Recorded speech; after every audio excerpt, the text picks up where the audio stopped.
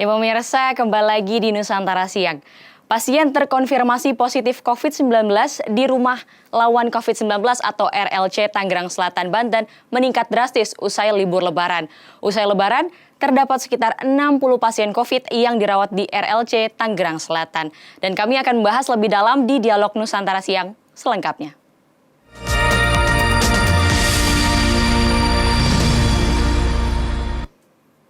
Ya pemirsa, kami sekarang sudah terhubung dengan Dr. Suhara Manulang MK selaku Koordinator Rumah Lawan COVID-19. Selamat siang, Dok.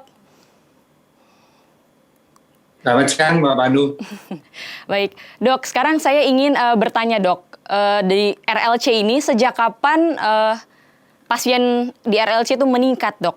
Sejak hari apa, tanggal berapa, dan bulan apa? Jadi sedikit koreksi, untuk hari ini tidak 60 pasien tapi sudah 124 pasien. Baik. Jadi rumah lawan COVID itu kapasitasnya ada 300 tempat tidur, terdiri dari 2 zona 1 dan zona 2. Jadi dibandingkan sebelum Hari Raya Idul Fitri dan setelah Hari Raya Idul Fitri, dan khususnya sekarang menjelang 3 minggu sampai 1 bulan, itu awal sebelum Hari Raya Idul Fitri ada 30 pasien yang dirawat. Nah, seminggu dari sekarang ya, itu sudah meningkat, hari ini berarti 300% meningkatnya dari 120-an. Mungkin demikian ya, Mbak Manu. Oke, Bapak bisa jelaskan tadi sempat mengatakan ada zona 1 dan zona 2, Pak. Bisa dijelaskan apa maksudnya, Pak? Ya, jadi awalnya tahun yang lalu, 1 tahun itu rumah lawan COVID zona 1, ada 150 tempat tidur. Desember dan Januari terjadi lonjakan pasien, dan waktu itu Ibu Wali Kota dengan Forkopimda, dengan para pimpinan di Kota Tangerang Selatan, mendiskusikan tahun 2021 ini bagaimana. Apakah kita akan tetap memakai 150 tempat tidur atau kita menyiapkan menambah kapasitas. Akhirnya ditambahlah kapasitas 150 tempat tidur lagi, dan dari pengalaman maka konsep berlibur sebenarnya zona 2 dengan sistem glamping. Jadi ingin supaya dari pengalaman itu, karena obat daripada COVID itu sendiri kan antibodi, imunitas ya. Sementara semua yang terdiagnosa COVID-19 pasti mengalami satu stres. Nah, jadi dibuat suasana untuk meminimalisir stres tersebut, sehingga Wali Kota waktu Ibu Airin Rahmidiani dengan konsep berlibur dan glamping. Mungkin itu bisa jelaskannya, Pak Ban. Oke, baik Pak. Sejauh ini pasien yang didominasi ini oleh anak-anak kah, dewasa, wanita, atau pria, Pak? Secara umum pria sebetulnya. Nah, kemudian yang menariknya, awal-awal pulang mudik itu asisten rumah tangganya. Klaster asisten rumah tangga itu, karena ya kita bersyukur bahwa sekarang udah mulai waspada ya setiap rumah. Jadi ada tuan-tuannya yang asisten rumah tangganya mudik ya langsung dilakukan swab antigen ya, karena swab antigen kan bisa secepatnya diketahui hasilnya.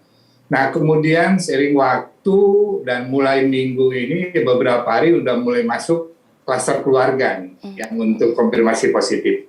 Jadi mayoritas sebetulnya laki-laki.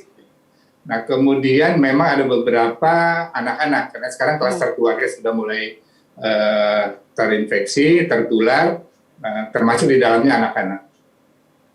Oke, baik Pak. Jika seperti Bapak katakan tadi didominasi oleh ART, klaster ART, dan juga sekarang klaster keluarga ya Pak ya. Apakah ini dilakukan karena mereka melakukan perjalanan mudik Pak beberapa waktu lalu? Ya, secara umum memang karena akibat mudik ya. Akibat mudik. Nah, kemudian ya kita bersyukur ya kewaspadaan kita dari awal ya, bahwa dari jajaran Polri ya melakukan penyekatan, kemudian yang pulang di swab antigen, dan kemudian juga Satgas RT RW bahkan mendata siapa yang mudik dan semua.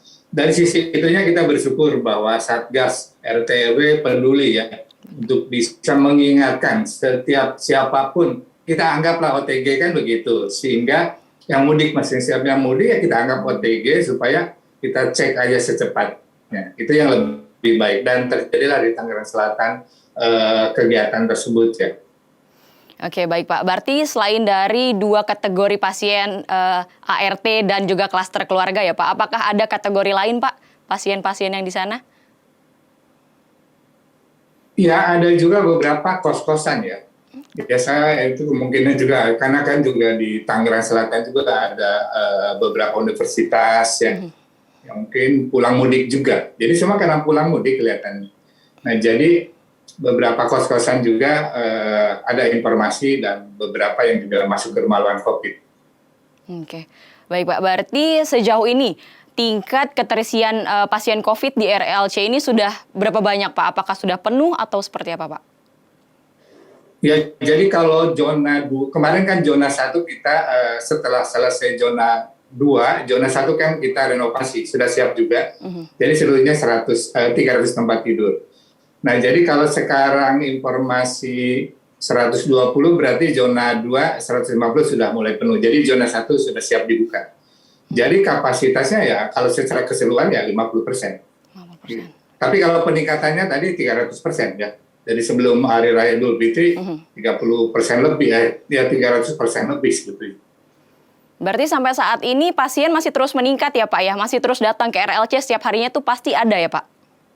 Ya betul, dari pengalaman kami di RLC kalau saya melihat ini memperbandingkannya begini. Kalau dalam keadaan normal ya, terkendali itu biasanya di bawah 10 satu hari masuk.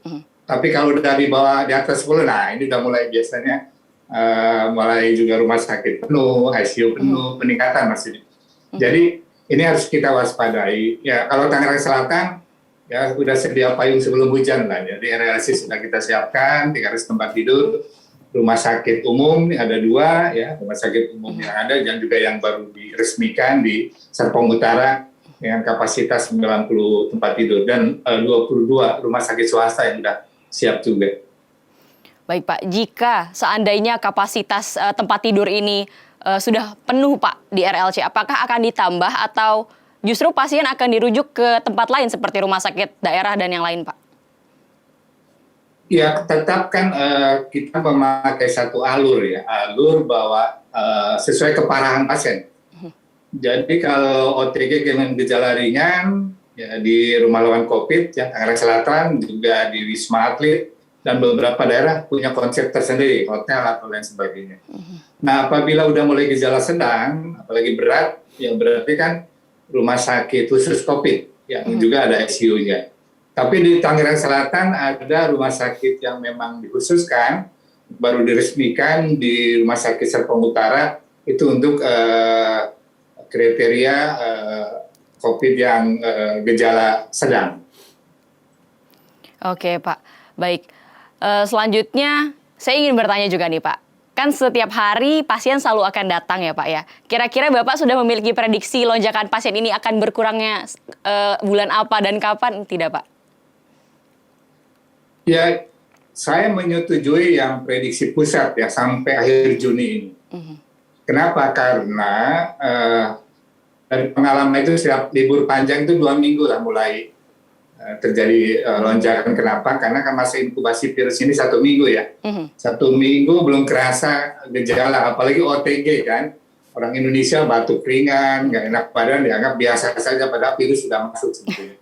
Dan banyak kena OTT kan, ketangkap tangan kan, baik penyekatan, ya termasuk tadi asisten rumah tangga, ya mereka OTG sebetulnya. Nah, baru setelah itu tracking, nah mulailah terjadi peningkatan. Jadi kalau dilihat sekarang mulai peningkatan, maka ya pada kesempatan ini saya sampaikan, siapapun yang positif jangan panik, ya secepatnya karantina, apakah isolasi mandiri kalau memungkinkan atau di yang terpusat, sehingga kita akan konsentrasi dalam tracking dan testing. Tapi kalau ini liar, waduh ini sulit nanti kita kendalikannya. Jadi mari kita sama-sama bantu pemerintah, ya khususnya Tangerang Selatan juga siap dengan satuan tugasnya untuk bisa tadi tracking testing. Jadi secepatnya yang positif ini kita pisahkan dari yang sehat. Hanya itu aja sih caranya. Oke. Baik Pak, selanjutnya kan saya sempat membaca nih Pak beberapa artikel yang mengatakan bahwa fasilitas gedung memang sempat rusak ya Pak dan melakukan renovasi beberapa waktu lalu. Dan hingga saat ini pasien sempat dipindahkan ke tenda. Berarti informasi yang saya dapatkan dari Bapak bukan dipindahkan ke tenda, tapi diubah temanya menjadi glamping ya Pak? Ya, ya betul. Jadi bukan pindahkan ke tenda. Jadi tahun lalu kan sudah mulai menurun ya pasien. Nah, Januari, Februari mulai pembangunan zona 2. Yaitu Ibu Wali waktu itu Bu Airin Mediani melihat, iya ya ini perlu berlibur kan itu, dimanusiawikan lah. Nah, pada glamping, tenda ada satu tenda 10 tempat tidur ya. Ada 16 tenda. Nah, jadi 15 tenda yang dipakai untuk pasien dan satu tenda untuk posko. Jadi bukan dipindahkan ke tenda yang biasa, tapi pindahkan secara karantina. Nah, sementara dipindahkan, zona 1 kita tutup dulu, kita renovasi. Nah, sekarang sudah siap 2 zona tersebut dengan kapasitas keseluruhannya menjadi 300 tempat tidur. Oke, baik Pak. Selanjutnya yang sudah direnovasi ini masih berbentuk gedung atau juga dibuat seperti glamping, Pak? Oh enggak, tetap model gedung. Ya, model gedung yang mana sebetulnya kalau memang zona 1 sudah siap, jadi nanti akan alurnya bertahap. Jadi setiap pasien yang masuk ya 5 sampai 6 hari lah. 6 hari di zona 1. Jadi itu berupa gedung, awalnya kan perkantoran yang kita sekat-sekatnya. Tetap mengedepankan privasi dan juga bagaimana penularan, ya bagaimana juga kalau saya lihat nih hobi masing-masing supaya jangan stres kan. Ya jadi ini kan rumah lawan COVID ya. Jadi Ibu Wali Kota waktu itu ya pindah rumah. Sebetulnya kan gitu ya. Kita fasilitasi supaya bisa senyaman mungkin walaupun memang lebih nyaman di rumah kan gitu ya Mbak ya. Jadi betul, Pak. ya, nah jadi kita fasilitasi itu. Jadi ke depan itu kalau memang ini sudah terbuka zona 1, zona 2, maka selama 6 hari kita awasi, karena dari penelitian itu yang masa kritis harus diawasi kan 5 sampai 8 hari. Betul. Nah jadi sisanya ya 13 hari sampai 14 hari ya berlibur lah begitu di tenda glamping. Ya ini konsep di Tangerang Selatan jadi rumah lawan COVID. Oke, baik Dok, kita akan rehat sebentar ya Dok ya. Baik, siap. Nanti akan kita lanjutkan lagi. Pemirsa, Dialog Nusantara Siang akan segera kembali.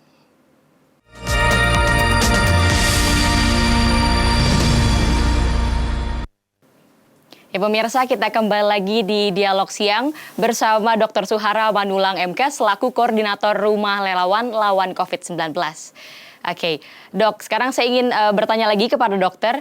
Sejauh ini Dok, rata-rata ya Dok, jumlah pasien yang masuk perharinya ke RLC itu ada berapa Dok? Ya jadi mulai 2 minggu ya, 2 minggu setelah Lebaran itu sudah mulai, walaupun masih awal seminggu, ya 2 minggu itu masih fluktuatif ya antara 10 di bawah 10. Nah sekarang udah mulai di atas 10. Jadi udah sampai 20-an, bahkan kemarin sampai 26 orang per hari masuk ke rumah lawan COVID. Oke. Berarti total yang tadi dokter sebutkan yang sudah ada di RLC itu sekitar 100-an ya Dok ya? Berarti sudah 50% lebih pasien yang ada di sana ya Dok? Betul, jadi kalau secara kapasitas rumah lawan COVID yang 300 ya 50%. Tapi kalau dibandingkan sebelum Lebaran dan sekarang, itu naik 300%. Begitu Bu.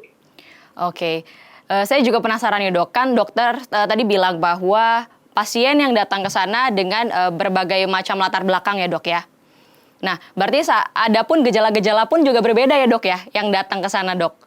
Bisa dijelaskan Dok, gejala-gejala apa yang pasien RLC rasakan Dok? Ya, jadi perlu disampaikan bahwa rumah lawan COVID kan diperuntukkan untuk gejala tanpa gejala dan gejala ringan.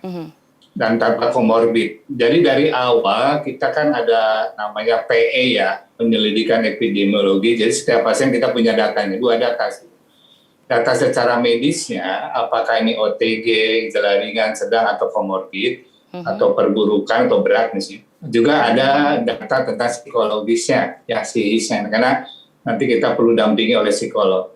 Nah jadi dari awal Puskesmas sudah menjaring itu. Jadi pada saat ada gejala sedang atau komorbid, maka bukan ke RLC yang dirujuknya, tapi ke rumah sakit khusus COVID. Gitu. Nah, yang ke RLC adalah yang orang tanpa gejala dan gejala ringan. Nah, kemudian di RLC dilakukan pemeriksaan, di ronsen paru-parunya, kemudian diperiksa darah lengkapnya, dan kita konsulkan ke DPJP, dokter penanggung jawab pelayanan dokter Hadiatis, konsulen kami di RSU.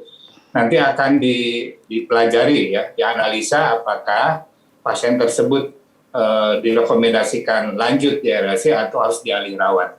Nah, ini sistem yang ada di Rumah Lawan COVID Tangerang Selatan. Oke dok, lalu bagaimana dengan ketersediaan alat kesehatan ya dok, khususnya untuk ventilator? Karena kan seperti dokter bilang bahwa di sana di RLC pasien OTG dan pasien yang memiliki gejala boleh sama-sama masuk dan dirawat di sana dok. Seperti apa dok? Ya kalau ventilator tidak, karena ventilator kan lebih di ICU ya, di rumah sakit. Jadi kami lebih kepada BHD lah, bantuan hidup dasar dalam arti oksigen ya, infus jika memang harus dirujuk. Jadi setiap hari kami melakukan pemeriksaan, itu terutama saturasi oksigen. Jika saturasi oksigen di bawah 95%, nah, kita udah menyiapkan untuk rujukan dan kami kerjasama dengan 119 Dinas Kesehatan untuk menyiapkan rujukan. Dan bersyukurnya di Rumah Lawan COVID itu ada Pak Lurah dan Bu Lurah ya, di antara mereka itu membantu kami untuk memeriksa pasien di sana. Jadi mereka yang juga akan membantu memeriksa saturasi oksigen yang setiap pasiennya. Nah, kemudian memang ada juga kita mengadakan poliklinik tiap hari Senin dan Kamis sore. Ya, di situ pun bisa kita mengetahui bagaimana kondisi kesehatan tiap pasien yang ada di Rumah Lawan COVID. Oke dok, berarti jika gejala pasien bertambah berat, berarti akan dipindahkan ke rumah sakit umum atau direlokasi ke tempat lain ya dok ya? Betul, betul. Oke, seperti tadi dokter mengatakan bahwa di RLC juga menampung pasien OTG ya dok. Sejauh ini sudah ada berapa banyak pasien OTG yang dirawat di RLC? Jadi informasi laporan kemarin ya, itu sudah 2.800. Dari 14 April 2020 operasionalnya Rumah Lawan COVID dan sudah pulang 2.600. Nah, kemudian ada beberapa tadi yang dialih rawat baik ke RSU maupun ke rumah sakit swasta. Ya, baik dok. Selain pasien-pasien yang masuk OTG dan mempunyai gejala, apakah ada dok pasien yang masuk ke RLC tapi pasien tersebut sudah melakukan vaksinasi sebanyak 2 kali dok?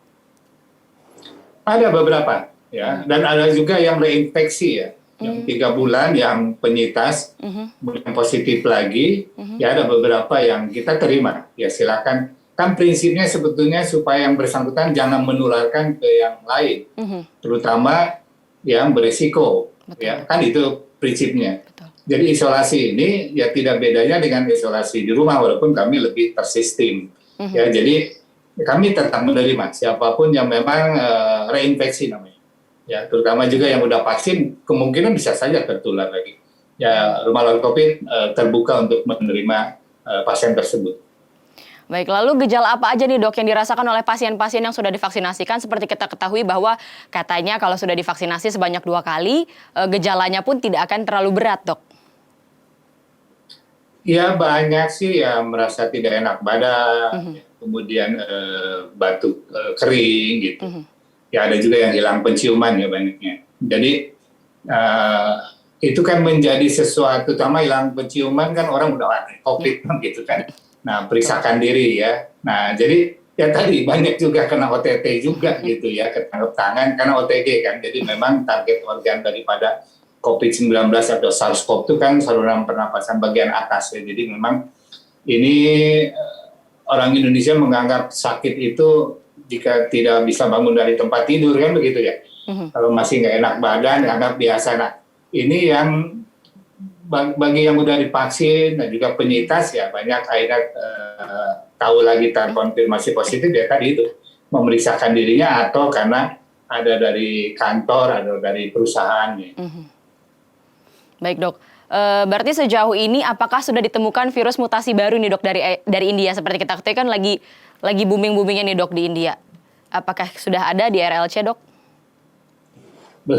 Jadi perlu sampaikan bahwa ya kami belum masuk ke ranah itu ya, ke wilayah itu, karena itu kan kekhususan ya. Jadi kami akan selalu tadi itu kami bersyukur bahwa kita punya konsulen ya Dr. Hadiati, spesialis penyakit dalam dan konsulen penyakit tropis, yang beliau yang akan memeriksakan semua pasien yang ada di rumah lawan COVID. Jadi beliaulah nanti akan menentukan apakah ini perlu diperiksa lebih lanjut dengan varian baru atau tidak. Jadi kalau di rumah lawan COVID, selama ini belum ada informasi dari Dr.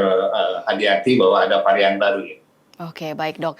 Lalu dengan meningkatnya jumlah pasien COVID-19 di Tangerang nih dok, apakah sistem pembelajaran tatap muka yang akan rencananya dilakukan pada bulan Juli nanti akan tetap dilaksanakan ini dok?